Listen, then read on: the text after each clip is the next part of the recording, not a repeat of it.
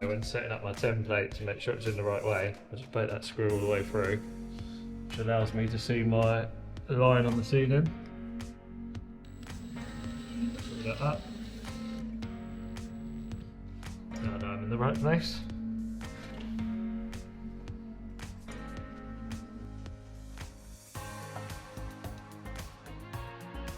Get that back on.